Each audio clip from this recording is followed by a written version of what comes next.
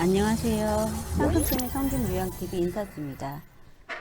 오늘은 호흡기계 마지막 시간이에요. 폐결핵입니다. 폐결핵은 그 치료 개월 수가 굉장히 많이 바뀌었었어요. 그래서 시험 빈도율이 높을 수 있는 질환 중에 하나입니다. 143페이지 보시게 되면 폐결핵에 대해서 정의가 나와 있는데 아주 쉬워요. 폐결핵을 일으키는 균이 도대체 무엇이냐? 결핵균이죠. 결핵균이 폐에 들어가 염증을 일으키는 질환을 폐결핵이라고 합니다. 결국에 결핵균에 의해서 폐결핵이 되는 거죠. 이 우리 결핵균은요, 모든 장기에 결핵이 생길 수 있습니다. 근데 이 결핵이 가장 좋아하는 장기가 폐예요. 그래서 우리나라 그리고 이제 특히 이 결핵균이 저희들 환자 중에는 뼈결핵도 있었고 장결핵도 있었지만 폐결핵이 많은 이유는 이 폐결핵 특성상 자기네들이 좋아하는 장기가 폐이기 때문에 폐에 가서 안주를 많이 해요. 그래서 폐결핵 환자가 굉장히 많고 또 우리나라에 아무래도 아직까지 이제 폐결핵 환자가 많죠. 못 살고 못 먹는 나라에서 많이 생긴다고 얘기하는데 우리나라에 이제 많은 이유는 노숙자라든지 아니면 또 젊은 아이들 같은 경우에는 다이어트를 또 많이 해요.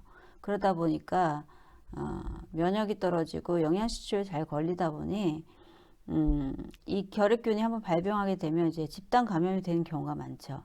이것도 비말 감염이라서 기침을 하게 되면 공기 중에 이 폐결핵이 떠다니다가 한 12시간 이상 정도를 살아 있어요. 그래서 직사광선을 쐬거나 그렇게 되지 않으면 계속 살아 있습니다. 그래서 감염되는 감염 질환이죠. 이 폐결핵의 관련 요인은요, 일단 결핵균의 호흡기계 감염이고요.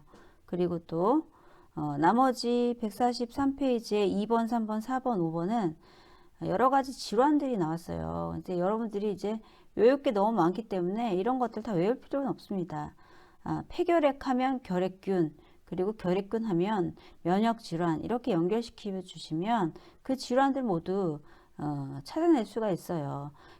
폐결핵에 관련된 원인 질환은 무엇인가 이러면 일단 영양 부족, 면역 저하 이를 가지고 올 수 있는 이런 질환들을 고르시면 됩니다.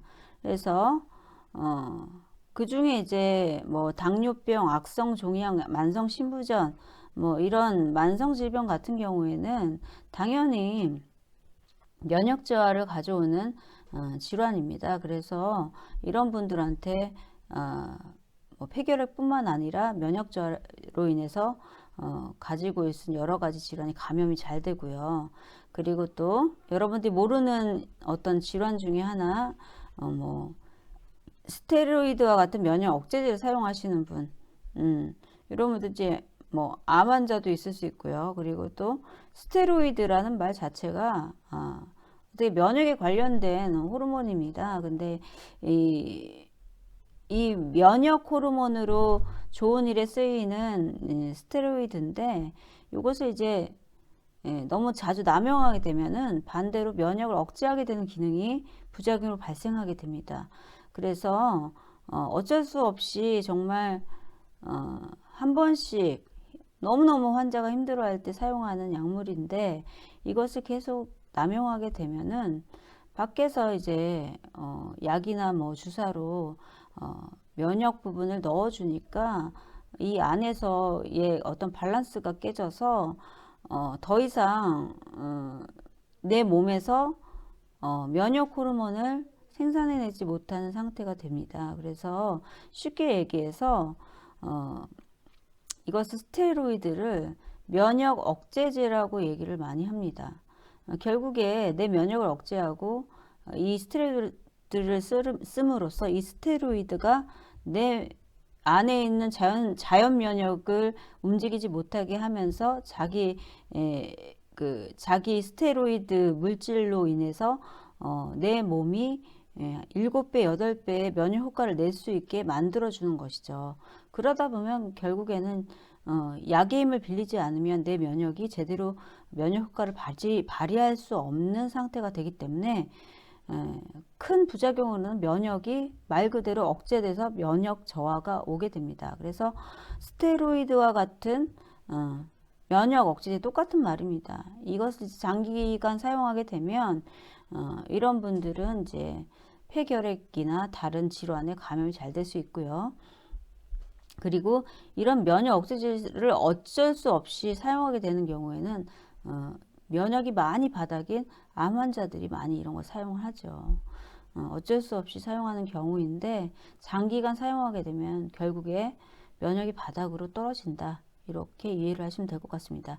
또 하나는 또 이해가 안 되는 부분 중에 왜 알코올 및 약물 중독 환자분들이 이 폐결핵이나 다른 질환에 감염이 잘 될까 이렇게 하시는데, 중독 자체가 어떤 뜻이냐면 그 어떤 다른 것에 집착하지 않고 이 물질에만 집착하다 보니 밥이나 각종 영양소에 대해서는 미련이 없어요. 그냥 하루 종일 뭐 알코올이면 알코올, 약물이면 약물, 이걸 먹어야 되는 거예요. 그렇기 때문에 결국에 이런 사람들은 어떻게 되느냐, 알코올 중독자들은 밥 없이 알코올만 먹어요. 약물 중독자는 밥이 없어도 돼. 약물만 먹습니다. 그러다 보니 이런 중독자들은요, 영양 결핍 상태가 될 수밖에 없어요. 영양 결핍이 되면 어떻게 될까요? 영양 결핍이 되면 당연히 면역 저하가 오죠.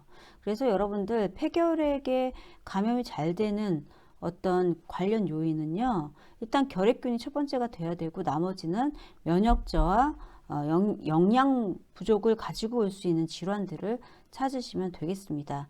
그것이 정리를 해드린다면 알코올 또는 약물 중독자들이 되겠고요.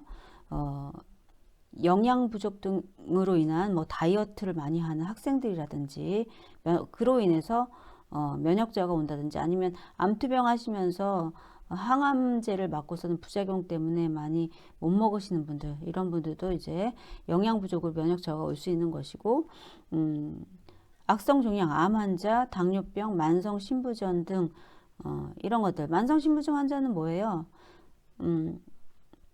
신장으로 배설이 많이 문제가 되기 때문에 이런 분들은 단백질을 많이 먹을 수 없게 되죠. 그러니까 어떤 식품에 있어서의 어떤 제약이 들어가는 질병, 이런 것들도 영양 부족을 일으키기 때문에 영양 부족과 면역 저하는 인과관계가 있는 질병이구나, 이렇게 생각하셔가지고 고르시면 되겠고, 우리가 새롭게 배우는 스테로이드와 같은 면역 억제제는 앞으로도 계속 나올 것입니다. 이것은 다른 말로 부신피질 호르몬하고 똑같은 말인데요. 이 스테로이드가 나오면 이것은 정말 사람이 힘들고 죽을 수 있을 때 한 번 정도씩 사용해야지, 이걸 꾸준히 사용하게 되면 결국에 면역이 저하돼서 쓸 약이 없구나, 돌아가시게 되는구나. 면역 억제를 면역을 키워주려다 면역을 억제시킬 수 있는 약이구나, 이렇게 이해를 하시면 되겠습니다. 이 폐결핵에 있어서 가장 중요한 증상이 있어요. 이것은 꼭 기억을 하셔야 됩니다. 시험 문제 많이 출제되었던 거고요. 잘못하면 말장난에 여러분들이 현혹될 수 있어서 못 고를 수가 있습니다. 그래서 첫 번째, 초기에는 대부분 무증상이에요. 그래서 내가 결핵에 걸렸나? 몰라요, 자기도. 그냥 뭐 감기인가 봐. 그러고선 어느 순간 또 나을 수 있어요. 자기 면역이 이제 회복이 되면. 이 결핵균은 면역 저하인 사람을 좋아하지, 면역이 상승된 사람한테서는 힘을 못 쓰죠. 그래서 잠복 결핵이라는 것도 그래서 말이 나오는 거예요. 왜냐면은 자기가 면역이 아주 저하됐을 때 감염이 됐다가 자기 스스로의 면역이 회복이 돼서 좋아졌을 때는 이 환자는 결핵을 이겨낸 것보다는 결핵이 그런 면역이 저하된 상태가 아닌 좋아진 상태를 싫어하기 때문에 결핵균 자체가 이 사람이 면역이 떨어질 때까지 숨어서 자고 있는 겁니다. 그렇기 때문에 나았다고 치료되었다고 생각하는 건 아니기 때문에 이 결핵균 초기에 이제 무증상으로 지나가서 나중에 발견하는 경우가 있어요. 국민건강보험공단에서 2년에 한 번씩 하는 건강을 통해서 검진을 통해서 알 수 있다든지, 엑스레이 촬영에 우연히 뭐 공기가 까맣게 폐회에 공기가 들어가면 엑스레이 상에 전체가 뼈 빼고는 까맣게 나오는 게 정상인데, 이 갈비뼈 빼고 다른 부위가 뭐 이게 하얗게 나온다든지 동전 모양으로 나왔다든지, 근데 기침 증상은 없다든지, 이런 분들은 결핵이 지금 잠깐 들어왔다가 면역이 계속 강화되어 있으니까 잠복해 있거나 아니면 결핵을 이겨낸 그런 상황들이죠. 그래서 이런 분들 같은 경우는 객단 검사를 꼭 해서 지금 활동성 결핵인지 비활동성 결핵인지 꼭 확인을 하셔야 됩니다. 활동성 결핵은 말 그대로 활동을 하기 때문에 감염시킬 수 있는 위험이 있는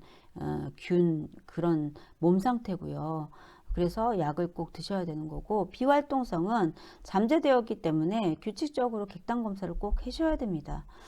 그래서 이 증상 부분에 초기엔 대부분 무증상인 게 특징이라 모르고 넘어가는 경우가 굉장히 많다는 게 특징이고요. 그 다음에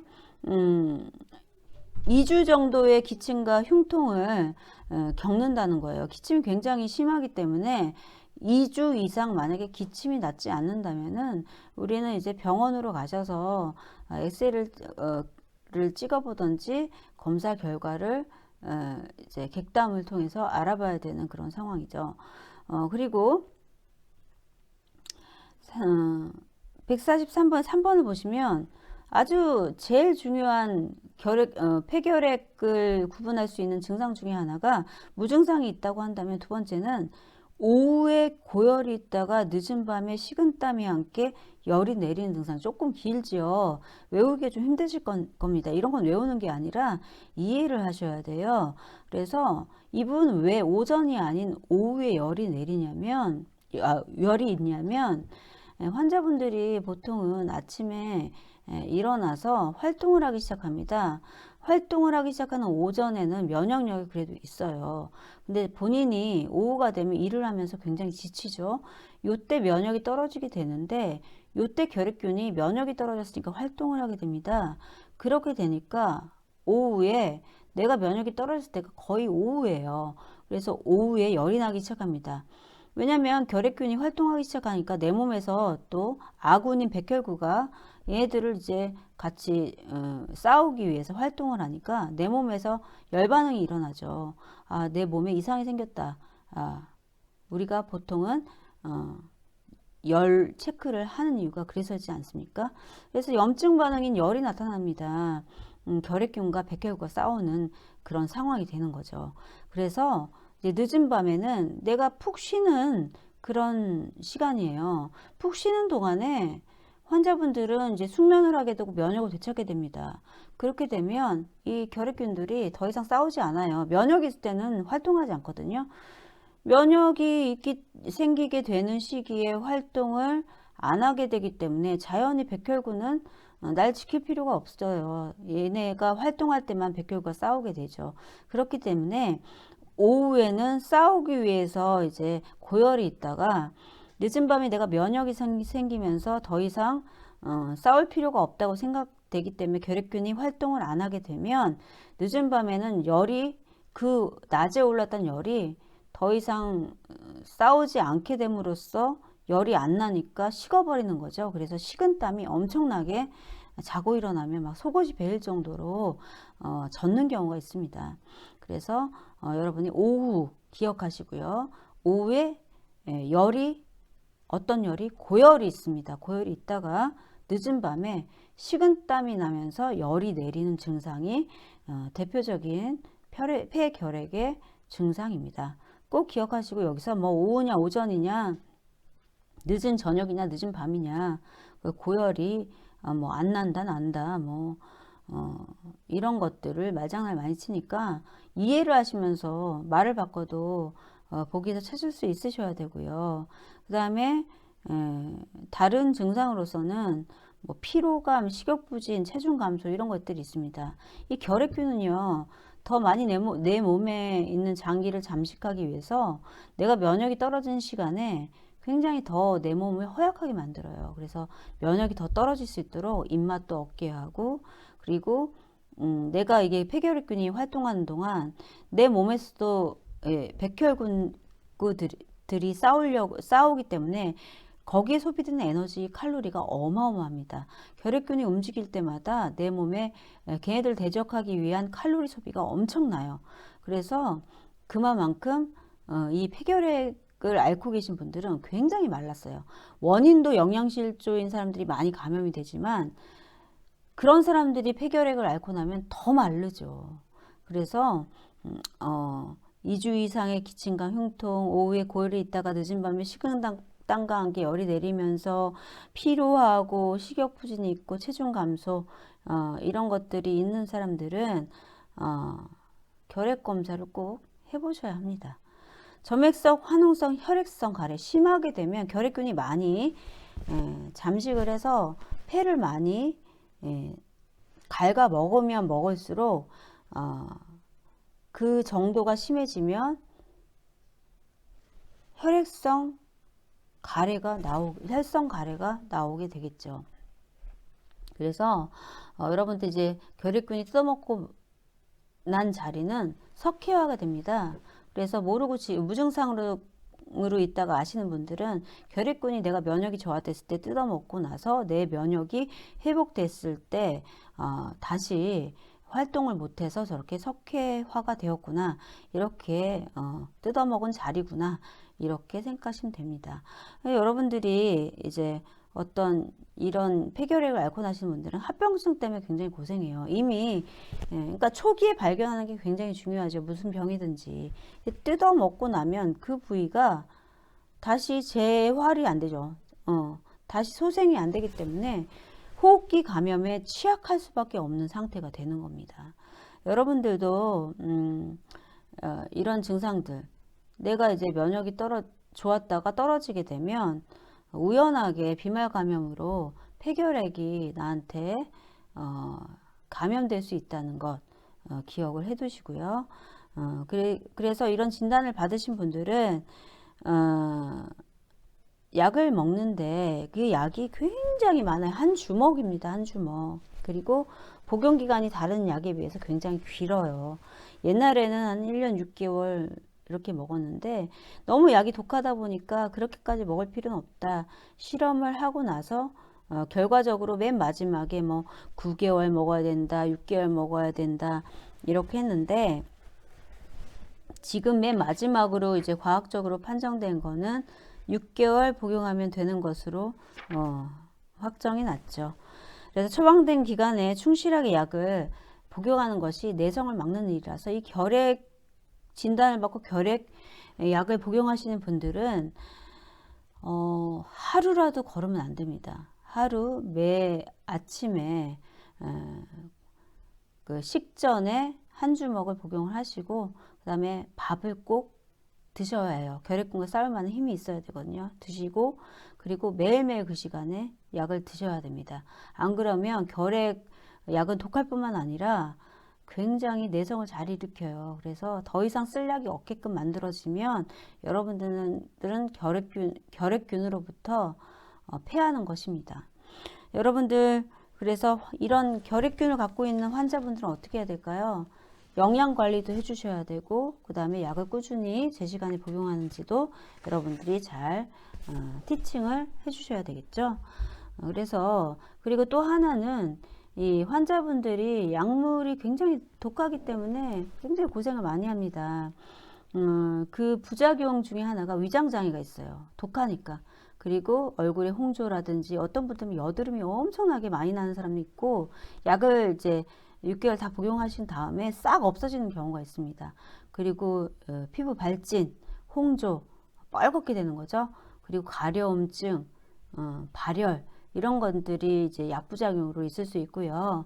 그 다음에 약 자체가 너무 독하기 때문에 간 기능을 저해할 수 있습니다. 그래서 간 기능이 나빠지면 약을 끊는 것도 고려를 해봐야 될 정도 이 약이 굉장히 독해요. 그래서 고민을 많이 하죠. 매일 먹어야 되고 내성이 생기지 않게 조절해야 되는데 간 기능까지 안 좋아 버리면 택일 할 수밖에 없는 상황이 되지 않길 바라면서 진짜 치료를 해야 되는 것이죠. 그래서 이제 간 기능 검사는 주기적으로 매달 한 번 정도씩 하고요. 그리고 이 균이 어느 정도 지금 활동을 한 상태인가, 약으로 인해서 많이 지금 힘을 못 쓰는 단계인가, 아니면 이제 완전 비활동성이 돼서 균이 지금 죽었나, 이런 상태들을 객담을 통해서 검사를 꼭 받으셔야 됩니다.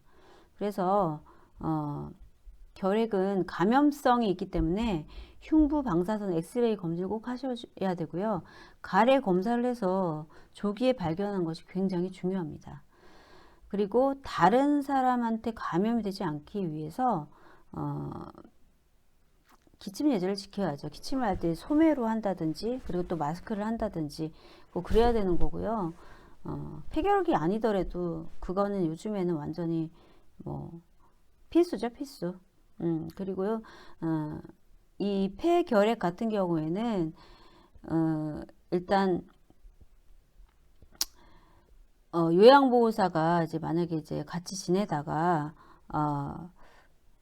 환자분이 결핵이란 진단을 받았을 때에는, 2주에서 1개월 후 바로 검사받지 않아요. 그래서, 이 결핵균이 잠복기가 2주 이상 되기 때문에 2주에서 1개월 정도 있다가 잠복기가 지나면 그때 활동하는 걸 잡아내야 되기 때문에 2주에서 1개월 이후에 반드시 보건소에서 흉부 방사선 촬영을 하고 객단 검사를 해서 감염 여부를 확인해야지, 만약에 문제에서 이제 해답이 바로 그 즉시 보건소에 가서 엑스레이 촬영을 한다 그러면 틀린 거죠.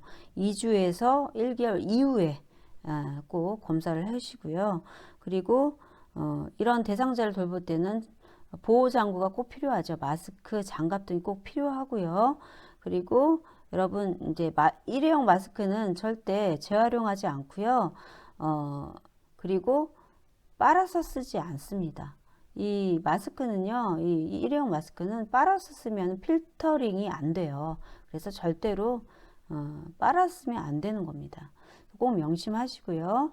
여러분들이 이제 결핵균 환자가 받는 고통이 부작용이 어마어마합니다. 저도 병원에서 일을 하다 보니 환자분들한테 참 이완이 많이 돼요. 그래서 저는 출산하고 나서 바로 결핵병동에 배치가 되어서 결핵 환자한테 결핵이 이완돼서 감염돼서 출산했기 때문에 면역이 떨어진 상태여서 감염이 된 것 같아요. 마스크랑 다 했는데도.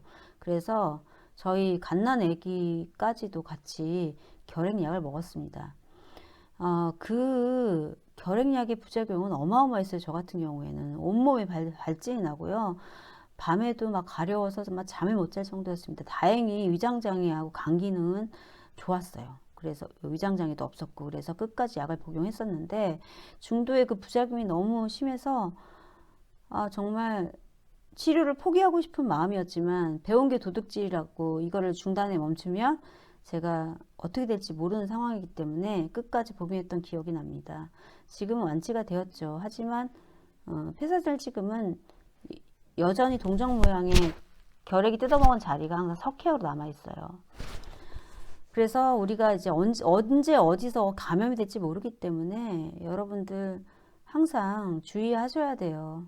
마스크, 손 씻기, 그리고 기침 증상이 2주 이상 있으면 항상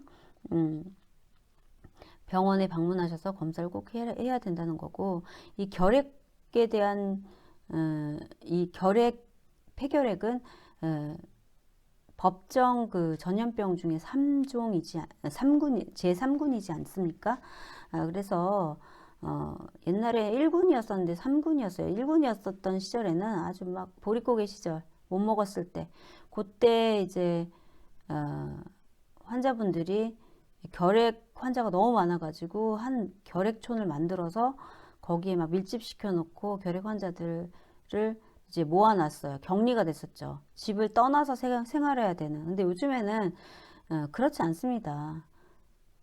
왜냐면은 결핵약을 복용을 하게 되면 한 2주 정도부터는 결핵균이 감염성이 없어져요. 그렇기 때문에 여러분 마스크를 착용하시고 집 안에서 유의사항만 잘 지켜주시면 손 씻기, 뭐 기침, 그리고 면역이 주변에 좋은 사람들, 영유아가 아니시고 노약자가 아니신 분들은 내가 정말 면역이 건강하다 하시는 분들 절대 감염이 되지 않습니다. 자기 면역이 저하된 사람만 감염이 되는 것이에요. 그래서 여러분들 결핵 환자에 대한 편견을 버려주셨으면 좋겠어요. 그리고 이분들이 얼마나 약으로부터 고통을 받는지 좀 많이 이해를 하셔서 부작용에 대한 부분, 그리고 또 약의 내성이 잘 생겨서 꾸준히 6개월간 복용을 해야 된다는 거, 그리고 이분들이 겪는 고통, 이런 것들을 잘 살펴주셔서 간 기능도 매달 검사하고 이런 것들을 잘 챙겨주시는 요양보호사 선생님들이 되셨으면 좋겠습니다. 설명을 하기 위해서 굉장히 긴 시간 여러분들한테 이렇게 설명을 드렸는데, 아무래도 결핵을 감염됐던 사람이다 보니 결핵을 앓는 환자분들한테는 남다름이 있어요. 그래서 처음에는 왜 나한테 이런 아픔이 있을까 했는데 아이한테도 미안하고 그랬었습니다. 그런데 지금은 그 아픔으로 인해서 다른 환자들의 아픔을 좀 더 내 일처럼 받아들일 수 있게 된 것에 너무너무나 감사드려요. 이것 말고도 감염이 된 게 더 많거든요. 여러 가지 많습니다. 그래서 이런 과목을 접하면서 더 잘 설명할 수 있는 것 같아요. 여러분들 호흡기계 마지막 그 폐결핵 설명드렸는데, 호흡기계를 마치면서 다음 이 시간에는 호흡기계의 전반적인 시험에서 잘 나오는 핵심 요약 정리를 하면서 마무리를 지을 거고요. 그 다음에 마지막 대단원인 심장 편, 혈액순환, 심장과 혈액편 들어가도록 하겠습니다. 자신의 면역을 키우는 건 자신의 노력이 굉장히 필요합니다. 자신이 건강해야 가족도 건강한 것이죠. 그래서 여러분 자신의 건강을 위해서 늘 힘쓰시고요. 내가 건강해야 내 환자를 돌볼 수 있고 이 일을 끝까지 할 수 있다는 사명감을 갖고 내 건강부터 잘 지켜주시길 부탁드립니다. 다음 이 시간에 만나 뵙겠고요. 서두가 길었고 설명이 길었지만 이 설명에 의해서 많은 도움과 많은 즐거움이 되셨다면 여러분들 구독과 좋아요 잊지 마시고 꾹 눌러주시기 바랍니다. 감사합니다. 다음 이 시간에 간의 요약 정리 시간으로 마지막으로 만나도록 하겠습니다. 수고하셨습니다. 감사합니다.